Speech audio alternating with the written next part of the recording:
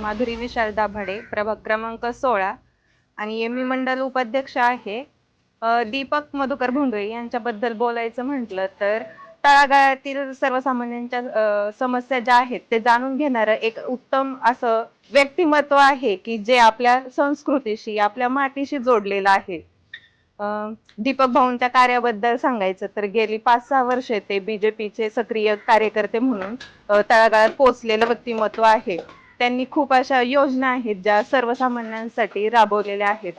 महत्वाचं एक की बीजेपीचं आता जेव्हा सभासद नोंदणीचं कार्य सुरू होतं त्यावेळेस इतकं महत्वाचं काम हे दीपक भाऊंच्या मार्गदर्शनाखाली आमच्या प्रभाग क्रमांक 16 मध्ये पार पाडलं गेलं.